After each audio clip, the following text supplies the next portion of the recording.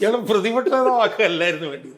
ഇയാളെ ഏതെങ്കിലും മ്യൂസിയത്തിലേക്ക് മാറ്റിയിട്ട് അവിടെ ഇരുത്തിയിട്ട് ഇത് ഇയാളാണ് കേട്ടോ ലോകത്തിൻ്റെ പ്രപഞ്ച സൃഷ്ടിക്ക് ശേഷം ഈ ഇത്ര ഉളുപ്പില്ലാത്തൊരു മനുഷ്യൻ ഇയാളാണ് കണ്ടോ, ഇയാളെ പഠിച്ചു എന്ന് പറഞ്ഞ് അവിടെ ഇരുത്തി ഏതെങ്കിലും മ്യൂസിയത്തിൽ കൊണ്ടുവന്ന് അടക്കി അവിടെ ഇരുത്തി പഠിപ്പിക്കേണ്ട ഒരാളാണ് ഇയാൾ. ഒന്നിനെ മിക്കവാറും മ്യൂസിയത്തിലേക്ക് മാറ്റേണ്ട ഒരു മെറ്റീരിയലാണ്. അത് നമ്മൾ വേറെ എടുക്കേണ്ടി വരും. അവിടെ പറയുന്നതല്ല, ഈ ബഹിരാകാശത്തേക്ക് ഇപ്പൊ ശൂന്യമായിട്ടുള്ള പേടൊക്കെ അയക്കുമ്പോ മനുഷ്യരെ അയക്കൂല. അങ്ങനെയെങ്കിലും ഒരു ഉപയോഗം ഉണ്ടായിരുന്നു ഈ പരീക്ഷണം. അല്ല, ഈ ചില പേടകളിലൊക്കെ കുരങ്ങന്മാരൊക്കെ സ്പേസിലേക്ക് വിട്ടിട്ടുണ്ട്. അതുപോലെ വിടാവുന്ന ഒരു സംഭവമാണ്. പിണറായി വിജയൻ ഭാണ്ഡക്കെട്ടുമായിട്ട് വെള്ളത്തിനടിയിലേക്ക് മുങ്ങുമ്പോൾ പിണറായി വിജയൻ്റെ വേറൊരു തോളിൽ ഒരുത്തം കാണും. അവൻ്റെ പേരാണ് ഗോവിന്ദൻ. എന്താണെന്നറിയോ, ഞാൻ ഒരു ദിവസം നോക്കുമ്പം പിന്നെ പാർട്ടിയുടെ ജീർണത പാർട്ടി തെറ്റുതിരുത്താൻ വേണ്ടി യോഗം നടക്കുകയാണ്. എവിടെ? ഡൽഹിയിൽ കേന്ദ്ര കമ്മിറ്റി യോഗം നടക്കുകയാണ്. പ്രധാന അജണ്ടയാണ് പാർട്ടി തെറ്റുതിരുത്തൽ. ആ തെറ്റുതിരുത്തൽ യോഗം നടക്കുന്നതിനിടയിൽ പാർട്ടിയുടെ ഒരു ഹാളിൽ ഒരു വലിയ ബിഗ് സ്ക്രീൻ വെച്ചിട്ട് ഈ നട്ടപ്രാന്തന്മാർ അവിടെ ഇരുന്ന് ഫുട്ബോൾ കളി കാണുകയാണ്. നമസ്കാരം. കനത്ത പരാജയം ഏറ്റുവാങ്ങേണ്ടി വന്ന ഇടതുപക്ഷം പിൻവാങ്ങി UDF സർക്കാർ അധികാരത്തിൽ വന്നു. പക്ഷേ ഈ പരാജയത്തിൻ്റെ ഉത്തരവാദിത്വം ഏറ്റെടുത്ത് പിണറായി വിജയൻ മാറി നിൽക്കുമോ എന്നൊക്കെയുള്ള സംശയങ്ങൾ ഉണ്ടായിരുന്നു. പക്ഷേ കുളയട്ടയെ പോലെ ഇപ്പോഴും പ്രതിപക്ഷ നേതൃസ്ഥാനത്ത് തൂങ്ങിക്കിടക്കുകയാണ്. തിരുത്തൽ വരുത്തുമെന്നൊക്കെ പറയുന്നു. 2 മാസമായിട്ട് തിരുത്തൽ വരുത്തിക്കൊണ്ടേയിരിക്കുന്നു. അപ്പോൾ അതിനെക്കുറിച്ചൊന്നും പറയുന്നില്ല. പക്ഷേ പിണറായി വിജയൻ മാറണം എന്നുള്ളൊരു അഭിപ്രായം പോളിറ്റ് ബ്യൂറോയിൽ, മുഖ്യമന്ത്രിയല്ലാത്ത പിണറായി വിജയൻ, അദ്ദേഹത്തിന് പ്രായപരിധി ഇളവ് കൊടുത്തിരുന്നു. അപ്പോൾ മുഖ്യമന്ത്രിയല്ലാത്ത പിണറായി വിജയൻ പോളിറ്റ് ബ്യൂറോയിൽ തുടരണമോ എന്നുള്ള ഒരു തർക്കങ്ങൾ പോലും വന്നുകൊണ്ടിരിക്കുകയാണ്. അപ്പോൾ പിണറായി വിജയൻ തുടരുമോ എന്നുള്ളതാണ് ചോദ്യം. അതായത് പോളിറ്റ് ബ്യൂറോയിൽ മാത്രമല്ല, CPM-ൻ്റെ നേതൃസ്ഥാനങ്ങളിൽ പോലും. നമ്മൾ മനസ്സിലാക്കേണ്ട ഒരു പ്രധാനപ്പെട്ട കാര്യം, ഇപ്പം കഴിഞ്ഞ തെരഞ്ഞെടുപ്പിൽ പരാജയപ്പെടാനുള്ള പ്രധാനപ്പെട്ട കാരണങ്ങളിലൊന്ന് പിണറായി വിജയനോടുള്ള ജനങ്ങളുടെ എതിർപ്പ് ആയിരുന്നു എന്നുള്ള കാര്യത്തിൽ തർക്കമൊന്നുമില്ല. അത് പ്രധാനപ്പെട്ട ഒരു കാരണമായിരുന്നു. പിണറായി വിജയൻ്റെ 10 വർഷത്തെ ഭരണകാലത്ത് പിണറായി വിജയൻ അഡോപ്റ്റ് ചെയ്ത് വന്നൊരു ഭരണ ശൈലി, അത് ജനങ്ങൾ വല്ലാതെ വെറുത്തിരുന്നു എന്നുള്ളത് സംബന്ധിച്ച് നമ്മൾ പലതവണ ചർച്ച ചെയ്തിട്ടുള്ളതാണ്. അതിപ്പോൾ വീണ്ടും ആവർത്തിച്ച് ചർച്ച ചെയ്യുന്നതിൽ വലിയ അർത്ഥമുണ്ട് എന്ന് എനിക്ക് തോന്നുന്നില്ല. പക്ഷേ പിണറായി വിജയനെ കേന്ദ്രീകരിച്ച് ഇപ്പം നടക്കുന്ന വിമർശനങ്ങളുടെ ഭാഗമായി പിണറായി വിജയൻ പെട്ടെന്ന് പൊടിയും തട്ടി അങ്ങ് ഇറങ്ങിപ്പോകും എന്ന് നമുക്ക് കരുതാനാവില്ല. 1. 2, ഇപ്പം CPM-നകത്ത് നടക്കുന്ന ചർച്ചകൾ പിണറായി വിജയനെ മാറ്റുന്നതിലേക്ക് എത്തിച്ചേരുമോ എന്നുള്ള കാര്യത്തിലും എനിക്ക് സംശയമുണ്ട്. 1, പിണറായി വിജയൻ സ്വന്തമായി ഇറങ്ങിപ്പോകാൻ വഴിയില്ല, ഒരിക്കലും പോവില്ല. 2, പിണറായി വിജയനെ മാറ്റുന്ന ഒരു നിലയിലേക്ക് ഇപ്പം കാര്യങ്ങൾ മാറും എന്നും ഞാൻ വിശ്വസിക്കുന്നില്ല. അതെ. അതിൻ്റെ കാരണം എന്താണെന്ന് ചോദിച്ചു കഴിഞ്ഞാൽ അതിനൊന്നും കഴിവുള്ളൊരു നേതൃത്വം CPM എന്ന് പറഞ്ഞ പാർട്ടിക്കില്ല. ഈ തെരഞ്ഞെടുപ്പ് കഴിഞ്ഞതിന് ശേഷമുള്ള പാർട്ടിക്കകത്ത് നടക്കുന്ന ചർച്ചകൾ യാഥാർത്ഥ്യ ബോധത്തോടുകൂടി കാണാൻ കഴിയുന്ന ഒരു നേതൃത്വം CPM-നുണ്ടായിരുന്നു എങ്കിൽ ഒരു കാരണവശാലും പിണറായി വിജയനെ പ്രതിപക്ഷ നേതാവായി തിരഞ്ഞെടുക്കില്ലായിരുന്നു. അതാണ് ഫസ്റ്റ് കാര്യം. അല്ല, തിരഞ്ഞെടുക്കില്ല എന്ന് പറഞ്ഞാലേ കീഴ്ഘടകങ്ങളിൽ പോലും പിണറായി വിജയൻ പ്രതിപക്ഷ നേതൃസ്ഥാനത്തേക്ക് വരുന്നതിൽ താല്പര്യമില്ലാതിരുന്നിട്ടും അവർ എതിർപ്പുകൾ അറിയിച്ചു. പിന്നെ തെരഞ്ഞെടുപ്പ് എന്ന് പറയുമ്പോൾ അവിടെ പിണറായി വിജയൻ ആണല്ലോ കാര്യങ്ങളെല്ലാം തീരുമാനിക്കുന്നത്. അല്ല, ഞാൻ പറഞ്ഞ എൻ്റെ പോയിന്റ് എന്ന് വെച്ചാൽ തെരഞ്ഞെടുപ്പിൽ രണ്ടാമത് പ്രതിപക്ഷ നേതാവ് ആക്കില്ലായിരുന്നു, തെരഞ്ഞെടുക്കുന്നുള്ളല്ല ആക്കില്ലായിരുന്നു. പ്രതിപക്ഷ നേതാവായി ഒരു കാരണവശാലും പിണറായി വിജയൻ ആവാൻ പാടില്ലായിരുന്നു എന്ന് മാത്രമല്ല, തെരഞ്ഞെടുപ്പിൽ ഇത്രയും ദയനീയമായൊരു തോൽവി ഉണ്ടായി കഴിയുമ്പോൾ പിണറായി വിജയൻ തന്നെ താൻ പ്രതിപക്ഷ നേതൃസ്ഥാനത്തേക്ക് ഇല്ലെന്നും താൻ ഈ തോൽവിയുടെ ഉത്തരവാദിത്വം ഏറ്റെടുത്തുകൊണ്ട് പോളിറ്റ് ബ്യൂറോയിൽ നിന്ന് പോലും ഒഴിഞ്ഞു നിൽക്കാൻ തയ്യാറാവുന്നു എന്നുമാണ് പറയേണ്ടിയിരുന്നത്. പക്ഷേ പിണറായി വിജയന് ലജ്ജ ഉളുപ്പൊന്നും ഇല്ലാത്ത ആളാണെന്നുള്ളതുകൊണ്ട്, വ്യവസ്ഥനായി നിന്നാൽ പോലും യാതൊരു നാണവും ഇല്ലാത്ത ഒരുത്തരാണെന്നുള്ളതുകൊണ്ട് അയാളെ നമ്മൾ കുറ്റപ്പെടുത്തിയിട്ട് കാര്യമില്ല. കാരണം അയാൾക്കും അയാളുടെ കുടുംബത്തിനും അധികാരമില്ലാതെ ഇനി ജീവിക്കാൻ പറ്റില്ല. അതുകൊണ്ട് ഒരു കൻ്റോൺമെൻറ്റ് ഹൗസും ഒരു വണ്ടിയും കുറച്ച് സ്റ്റാഫും കുറച്ച് പാചകക്കാരും ഒന്നും ഇല്ലാതെ പിണറായി വിജയന് ജീവിക്കാൻ പറ്റില്ല. അത് അയാളുടെ ആവശ്യം. പക്ഷേ അയാളുടെ ഒരു തറവാട്ട് വകയല്ലല്ലോ CPM എന്ന് പറഞ്ഞ പാർട്ടി.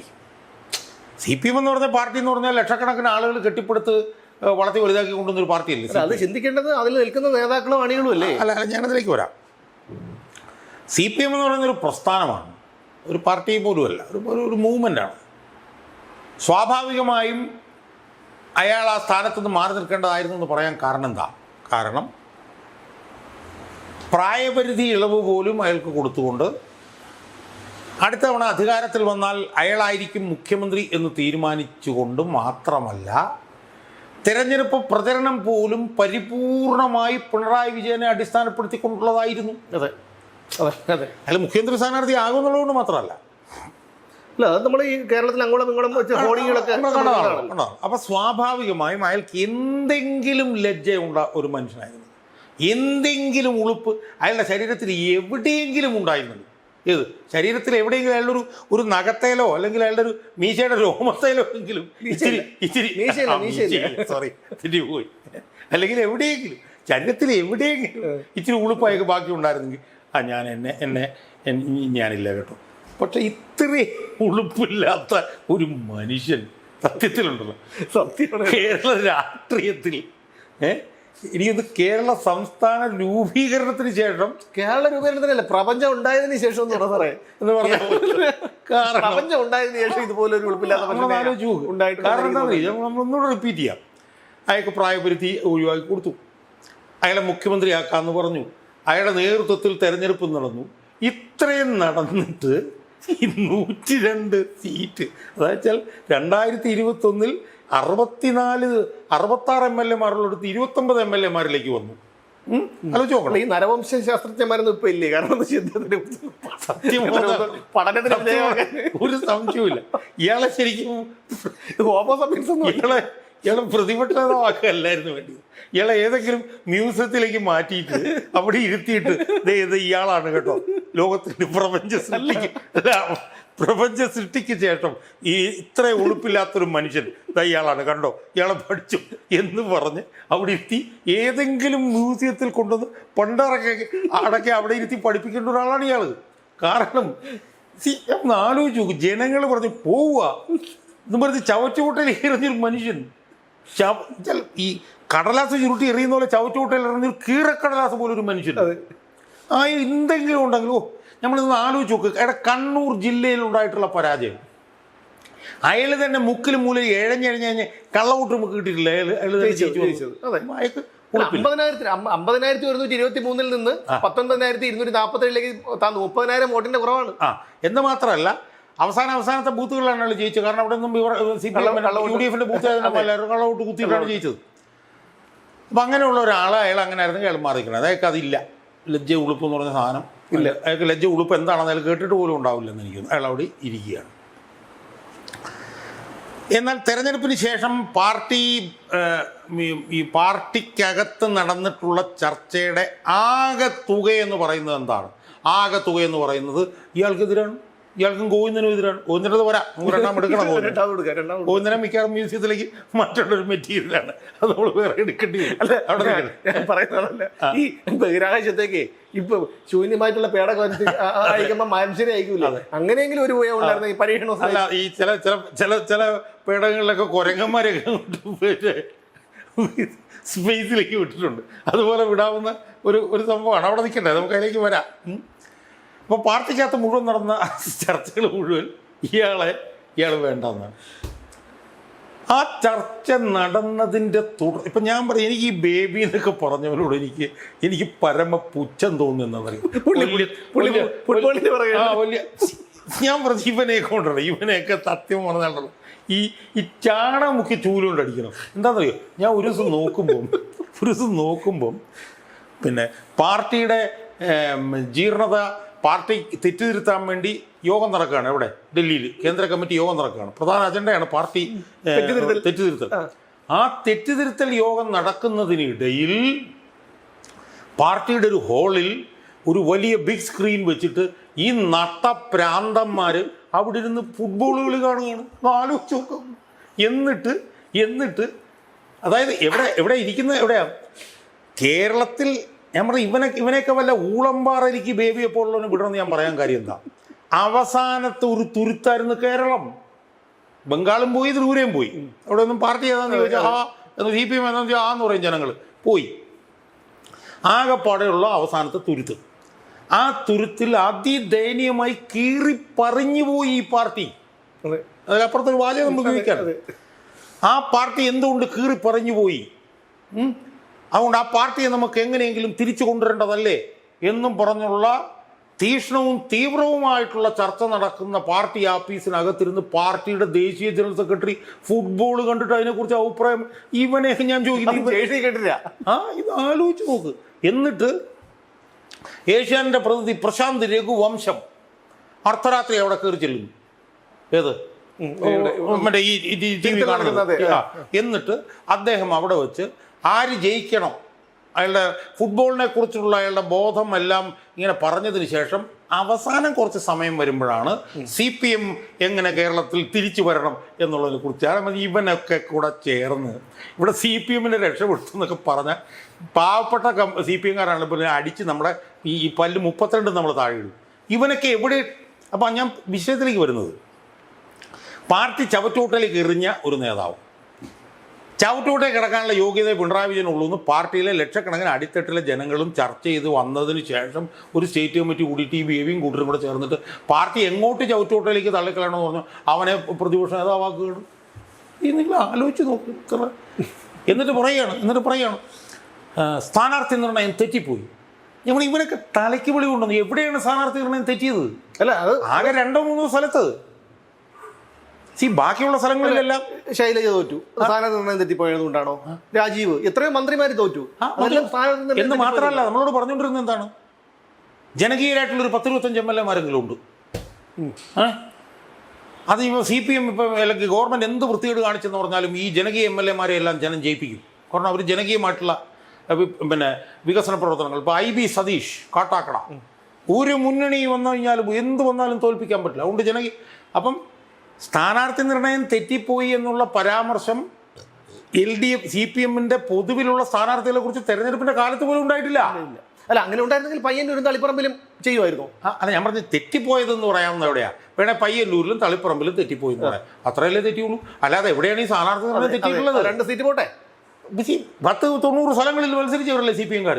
അപ്പോൾ സ്ഥാനാർത്ഥി നിർണയം തെറ്റിയെന്നുള്ളത് അത് അസംബന്ധം. അത് പറയുന്നതിനകത്ത് യാഥാർത്ഥവുമില്ല. 2, പിണറായി വിജയൻ്റെ ധാർഷ്ട്യം ശരിയാണ്. പിണറായി വിജയൻ ധാർഷ്ട്യമുള്ള ആളാണ്, സംശയമൊന്നുമില്ല. പക്ഷേ പിണറായി വിജയൻ്റെ ധാർഷ്ട്യം 2026 തെരഞ്ഞെടുപ്പിൽ പൊങ്ങി വന്നതാണോ? പിണറായി വിജയൻ്റെ ധാർഷ്ട്യം ഒന്നും അല്ലല്ലോ. പിണറായി വിജയൻ 2016 ജയിക്കുന്നതിന് മുമ്പേ ധാർഷ്ട്യം ഉണ്ടായിരുന്നു. പിണറായി വിജയൻ 2010 ഞാൻ ചോദിക്കുന്നത്, പിണറായി വിജയൻ പാർട്ടി സെക്രട്ടറി ആയിരുന്നപ്പം ഈ ധാർഷ്ട്യത്തിൻ്റെ ആൾരൂപമല്ല, അതായത് ശരീരത്തിൽ മുഴുവനുള്ള. അതുകൊണ്ടാണ് ഞാൻ പറഞ്ഞത്, പിണറായി വിജയൻ ജനിക്കുന്നതിന് മുമ്പേ അദ്ദേഹത്തിന് ആ ധാർഷ്ട്യം ഉണ്ടായിരുന്നു. ഇനി പിണറായി വിജയൻ്റെ ശരീരത്തിൽ ആകെ പിണറായി വിജയൻ്റെ ശരീരത്തിൽ ഒരിടത്തും നമുക്ക് ലജ്ജയും ഉളുപ്പും കാണാൻ പറ്റില്ല നമ്മൾ പറഞ്ഞു. പക്ഷേ പിണറായി വിജയൻ്റെ ശരീരത്തിൽ തലമുടി പോലെ കാലിൻ്റെ നഖം വരെ കാണാവുന്ന ഒരു സാധനം ഉണ്ടെങ്കിൽ അത് ധാർഷ്ട്യമാണ്, രാഷ്ട്രീയ അഹങ്കാരം. ആ ധാർഷ്ട്യം മുഖ്യമന്ത്രി ആയിരുന്നപ്പം ഉടനീളമായ ധാർഷ്ട്യം കാണിച്ചുകൊണ്ടിരുന്നു. ഞാൻ ചോദിക്കുന്നത്, 2014 പിണറായി വിജയൻ ജയിച്ചു. അന്ന് ധാർഷ്ട്യം ഇല്ലായിരുന്നു കേട്ടോ. ജയിച്ചു കഴിഞ്ഞപ്പോഴാണ് ധാർഷ്ട്യം ശരീരത്തിലോട്ട് കയറിയെന്ന് എന്നാരെങ്കിലും പറയുമോ? 2021 ധാർഷ്ട്യം ഇല്ലായിരുന്നു. അയാൾ ധാർഷ്ട്യത്തിൻ്റെ ആൾരൂപമല്ലേ. അപ്പോൾ അതുകൊണ്ട് പിണറായി വിജയൻ്റെ ധാർഷ്ട്യം കൊണ്ടാണ് തോറ്റത് എന്നൊക്കെ പറഞ്ഞ് ചുത്ത അസംബന്ധമല്ലേ ഈ MABB എന്ന് പറഞ്ഞാൽ? ഇയാൾക്ക് തലയ്ക്ക് വെളിവുണ്ടോന്ന് ഞാൻ ചോദിക്കുന്നു. ഇനി വെള്ളാപ്പള്ളി നടേശനെ വിമർശിച്ചതിൻ്റെ ശക്തി കുറഞ്ഞു പോയി. നാണം കെട്ടവന്മാരില്ല. ഈ കേന്ദ്ര കമ്മിറ്റിയിലെ ചർച്ചയാണ്. വെള്ളാപ്പള്ളി നടേശൻ കാഠിന്യം കുറഞ്ഞു പോയി. അപ്പോൾ അതുകൊണ്ട് തന്നെയാണ് ഞാൻ പറഞ്ഞു ഇതിന് ഇനി നിലനിൽപ്പ്, ഇത് ഇനി നിൽക്കില്ലേ. എങ്കിലും ഗോവിന്ദനെ കുറിച്ചുകൂടെ 2 വാക്ക്. അല്ല, ഗോവിന്ദനിലേക്ക് നമ്മൾ വരാം. അപ്പോൾ ഇത് അപ്പം നിൽക്കില്ല. യഥാർത്ഥത്തിൽ എന്താ സംഭവിച്ചത്? യഥാർത്ഥത്തിൽ സംഭവിച്ച ഏറ്റവും പ്രധാനപ്പെട്ട കാരണം എന്ന് വെച്ചാൽ കേരളത്തിലെ ജനങ്ങൾ സെക്കുലറാണ്, അവർ മതേതരവാദികളാണ്. ഇപ്പോൾ ബി ജെ പി എന്ന് പറയുന്നു. BJPയുടെ അവസ്ഥ എന്താ? കഴിഞ്ഞ ദിവസം ഉണ്ണി ബാലകൃഷ്ണൻ്റെ സർജിക്കൽ സ്ട്രൈക്കിനത് പറഞ്ഞു, കറക്റ്റാണ്. BJPക്ക് പരമാവധി 19% വോട്ടാണ് കിട്ടിയത് ഇവിടെ. അതിപ്പോൾ 14 കുറഞ്ഞു. അപ്പോൾ 19 താഴെ അല്ലെങ്കിൽ 20 താഴെ ഒരു ശതമാനം BJPക്ക് ഇവിടെ ഉള്ളൂ. 80% ആളുകളും മതേതരവാദികളാണ്, സെക്കുലറിസ്റ്റുകളാണ്. മനസ്സിലായില്ലേ? ആ സെക്കുലറായിട്ട് നിൽക്കേണ്ട പാർട്ടി BJPയുടെ പുറകെ പോയി. അയ്യപ്പ സംഗമം നടത്തി, BJP-ക്കാരെ പ്രോത്സാഹിപ്പിക്കാൻ പോയി. അതാണ് പ്രധാനമായിട്ട് പറ്റിയത്. കേരളത്തിൻ്റെ മണ്ണെന്ന് പറഞ്ഞാൽ മതേതര മണ്ണാണ്. ഇവിടെ മതേതരമായിട്ടുള്ള പാർട്ടികൾക്ക് നിലനിൽപ്പുള്ളൂ. മതേതരം എന്ന് പറയുന്ന പാർട്ടി, ഈ മതേതരം എന്ന് പറയുന്ന പാർട്ടിയല്ല 1987 ഒരു വർഗീയ പാർട്ടികളില്ലാതെ അധികാരത്തിൽ വന്നു. ആ പാർട്ടി രാവും പോലും BJP-യുടെ പുറകെ പോയി. അതെ, മനസ്സിലായി. അപ്പം ഇതൊക്കെയാണ് കാരണങ്ങൾ. എന്ന് മാത്രമല്ല, ഇപ്പോൾ പിണറായി വിജയന് മാത്രമല്ല ധാർഷ്ട്യം. ഉണ്ണി ബാലകൃഷ്ണൻ പറഞ്ഞ പോലെ ആയിരക്കണക്കിന് 10,000-കണക്കിന് പിണറായിമാർ ഇവിടെ ഉണ്ടായിരുന്നു. ആ പിണറായിമാരാണ് ഈ പാർട്ടിക്ക് നേതൃത്വം കൊടുത്തതുകൊണ്ട് അവരെ എല്ലാവരും ജനം ഓടിച്ചു. അതിന് മുകളിൽ നിർത്തും പിണറായി വിജയൻ, അത്രയേ ഉള്ളൂ. അപ്പോൾ അതുകൊണ്ട് പിണറായി വിജയൻ ഇതിനകത്ത് ഇറങ്ങിപ്പോകാൻ പോകുന്നില്ല. പിണറായി വിജയൻ ഇവർ മാറ്റാനും പോകുന്നില്ല. അതായത് പാർട്ടിയുടെ അന്ത്യകൂദാശ കൂടി പിണറായി പോകുമ്പോൾ പിണറായിയുടെ കയ്യിൽ ഈ പാർട്ടിയും കാണും. പിണറായി മുങ്ങുമ്പോൾ പിണറായി തോളലെടുത്ത് പിണറായിയുടെ കയ്യിൽ ഒരു വലിയ ഭാണ്ഡക്കെട്ട് കാണും. ആ ഭാണ്ഡക്കെട്ടും പിണറായിയും കൂടെ ചേർന്നിട്ട് എന്നുവെച്ചാൽ ആ ഭാണ്ഡക്കെട്ടെന്ന് പറഞ്ഞാൽ ഒരു പൂത്ത് ചീഞ്ഞ് മാറിയ ഒരു പുഴുവരിച്ച ഭാണ്ഡക്കെട്ടായിരിക്കും. അതാണ് പാർട്ടി. അത് പിണറായി വിജയൻ്റെ കഷത്തിൽ കാണും. അതും പിണറായി വിജയനായിട്ടേ മുങ്ങിപ്പോവുള്ളൂ. അതിൽ ആരും സംശയമില്ല. ഈ ബേബി എന്ന് പറഞ്ഞാൽ കഴിഞ്ഞ ദിവസം ഉമേഷ് ബാബു എന്ന് പറഞ്ഞ എൻ്റെ സുഹൃത്ത് സാവ് ഏഷ്യാനെറ്റ്, ഈ ബേബി പോളിറ്റ് ബ്യൂറോയിൽ ഇരുന്ന സമയത്തല്ലേ ഈ ബംഗാളിലും ത്രിപുരയിലും ഈ പാർട്ടിയുടെ അന്ത്യകൂദാശ നടന്നത്. അതെ, അന്ന് ബേബി 2012 പോളിറ്റ് ബ്യൂറോയിൽ വന്നതാണ്. അതിനുശേഷമാണ് ബംഗാളിലും ത്രിപുരയിലും പാർട്ടി പോയത്. അന്ന് ബംഗാളിലും ത്രിപുരയിലും പാർട്ടി പോയപ്പോഴത്തേക്കും ഈ ബേബി എവിടെ ആയിരുന്നു? ആ അന്ത്യകൂദാശയ്ക്ക് കാർമ്മികത്വം വഹിച്ച ആളാണ് ബേബി. അതുകൊണ്ട് ബേബിയെ കൊണ്ടൊന്നും പറ്റത്തില്ല. ഇനി ഞാൻ ചോദിക്കട്ടെ, കേരളത്തിൽ തന്നെ ബേബി എന്നാണ് ദേശീയ ജനറൽ സെക്രട്ടറി ആയത്? 2025 ഏപ്രിൽ ബേബി മധുര പാർട്ടി കോൺഗ്രസ് പാർട്ടി ദേശീയ സെക്രട്ടറി ആയില്ലേ? ഈ തെരഞ്ഞെടുപ്പിന് 1 വർഷം മുമ്പല്ലായിരുന്നു ഈ പാർട്ടിയെ ബേബിക്ക് കറക്റ്റ് ചെയ്യാൻ പാടില്ലായിരുന്നു? ബേബി ദേശീയ ജനറൽ സെക്രട്ടറി അല്ലായിരുന്നു? യുവന്മാർക്കെല്ലാം മുകളിലല്ലായിരുന്നു? ബേബി ഒരു പുല്ലും ചെയ്യില്ല, ഒരു ചുക്കും ചെയ്തില്ല. ബേബിയെ കൊണ്ടൊന്നും ഒരു ചുക്കും നടക്കില്ല. വെറും ഡാം സ്ക്വിബാണ് ബേബി, നനഞ്ഞ പടക്കമാണ് ബേബി. പിന്നെ പിണറായി വിജയൻ ഭാണ്ഡക്കെട്ടുമായിട്ട് വെള്ളത്തിനടിയിലേക്ക് മുങ്ങുമ്പോൾ പിണറായി വിജയൻ്റെ വേറൊരു തോളിൽ ഒരുത്തം കാണും. അവൻ്റെ പേരാണ് ഗോവിന്ദൻ. മനസ്സിലായി? എന്ത് പറയാനാണ് നമ്മൾ ഈ ഗോവിന്ദനെ കുറിച്ച്? സുമേഷ് ഗോവിന്ദൻ എന്ന് പറയുമ്പോൾ എനിക്ക് ഇച്ചിരി ബുദ്ധിമുട്ടൊക്കെ ആദ്യം തോന്നുമായിരുന്നു. എന്നാലും സുമേഷ് ഈ ഗോവിന്ദൻ എന്ന് പറയാമോ? അയാൾ MV ഗോവിന്ദനല്ലേ? പക്ഷേ എനിക്കിപ്പോൾ മനസ്സിലായി, അയാൾ MV ഗോവിന്ദനല്ല, അയാൾ ഗോവിന്ദനാണ്. ഞാൻ പറഞ്ഞത് അയാൾക്ക് ഒരു ഡ്രിൽ മാഷാവാനുള്ള യോഗ്യത അയാൾക്കുള്ളൂ. അതുകൊണ്ടോന്ന് അറിഞ്ഞൂടാ. സുമേഷിൻ്റെ ഒരു നിലവാരം, എനിക്ക് എൻ്റെ നിലവാരം. ഞാൻ പിന്നെ ഒരു ഇന്ത്യൻ പ്രധാനമന്ത്രിയുടെ നിലവാരത്തിൽ നിന്ന് പ്രവർത്തിക്കാൻ പോയാൽ നടക്കുമോ? പറ്റില്ല. എനിക്ക് എൻ്റെ നിലവാരമുള്ളൂ, പ്രധാനമന്ത്രിയുടെ നിലവാരമാണ്. പിന്നെ വേറെ കാര്യമുണ്ട്, പ്രധാനമന്ത്രി നടക്കും പോലെ കോട്ടക്കെട്ട് വേണമെങ്കിൽ നടക്കാം. പക്ഷെ വായിന്ന് വരുന്ന ഗോവിന്ദൻ പറയുന്ന പോലെ അപ്പോൾ ഒരു ഡ്രിൽ മാഷ് ഒരു സുപ്രഭാതത്തിൽ ഞാൻ പാർട്ടി സംസ്ഥാന സെക്രട്ടറി ആണെന്ന് തോന്നി എങ്ങനെ ഇരിക്കും? അതാണ് ഗോവിന്ദൻ. അപ്പോൾ അതുകൊണ്ട് നമ്മൾ കൂടുതൽ ദീർഘിപ്പിച്ചിട്ട് കാര്യമില്ല. ഗോവിന്ദനും പിണറായിയും പോകണം എന്ന് ജനങ്ങൾ ആഗ്രഹിക്കുന്നത് ഗോവിന്ദനും പിണറായിയും പോകാനല്ല, ഗോവിന്ദനിസവും പിണറായിസവും ഈ പാർട്ടിയിൽ നിന്ന് പോകണം. അതിൻ്റെ മൂർത്തിമത് ഭാവങ്ങളാണ് ഇവർ. അതുകൊണ്ട് ഇവർ പോകണം എന്ന് വിചാരിക്കും. ഇവർ പോകണം എന്നല്ല, ഇവരെ കളയാനുള്ള ഊർജവും ആർജവും ഇച്ഛാശക്തിയും ഒന്നും ഈ ബേബിക്കും ഈ 5-6 പിള്ളേർ നമ്മൾ പറയും ഇവർക്കില്ല. അതുകൊണ്ട് ഇത് ഒരു വശത്ത് പിന്നെ വിജയൻ്റെ പാർട്ടി എന്ന് പറഞ്ഞ ഭാണ്ഡക്കെട്ടും മറുവശത്ത് ഗോവിന്ദനും ആയിട്ട് ഈ വടിയും കുത്തിപ്പിടിച്ചുള്ള പിണറായി വിജയൻ ഇങ്ങനെ മുങ്ങി ഇതങ്ങ് പോകും എന്നത് നമ്മൾ അധികം താമസിക്കാതെ നമ്മൾ കാണാൻ പോകും. തീർച്ചയായും എൻ്റെ ഒരു അഭിപ്രായത്തിൽ ഈ നേതൃമാറ്റം വേണ്ട എന്നുള്ളതാണ്. കാരണം ഞാൻ പലപ്പോഴും പറഞ്ഞിട്ടുള്ളത് പോലെ കമ്മ്യൂണിസം ഒരു നാടിനെയും ഗതി പിടിപ്പിച്ചിട്ടില്ല. കമ്മ്യൂണിസം നിലനിന്നിരുന്ന നാടുകളെല്ലാം എല്ലാ നാട്ടിലും ജനങ്ങൾ അവസാനം ചവിട്ടി പുറത്താക്കുന്ന ഒരു രീതിയാണ് നമ്മൾ കണ്ടിട്ടുള്ളത്. കേരളത്തിലും അത് തന്നെയാണ്. കാരണം അതുകൊണ്ടാണല്ലോ 99 സീറ്റിൽ നിന്ന് 34 സീറ്റിലേക്ക് ഇടതുപക്ഷം പോയത്. അപ്പോൾ എന്തായാലും ഗോവിന്ദനും പിണറായി വിജയനും തുടരണമെന്നാണ് എനിക്ക് പറയാനുള്ളത്. കാരണം ഇവിടെ വ്യവസായങ്ങളും മറ്റും ഇനിയും തുടങ്ങണം. അതുപോലെ മറ്റുള്ളവർക്കൊക്കെ സമാധാനത്തോടുകൂടി ജീവിക്കാൻ ഉള്ള ഒരു സാഹചര്യം ഉണ്ടാകണം. അതുകൊണ്ട് തന്നെ ഗോവിന്ദനൊക്കെ തുടരട്ടെ. എന്തായിരുന്നാലും ബേബിയുടെ പന്ത് കടി നടക്കട്ടെ എന്ന് ആശംസിച്ചുകൊണ്ട് വീണ്ടും നിർത്തുന്നു. കാണാം.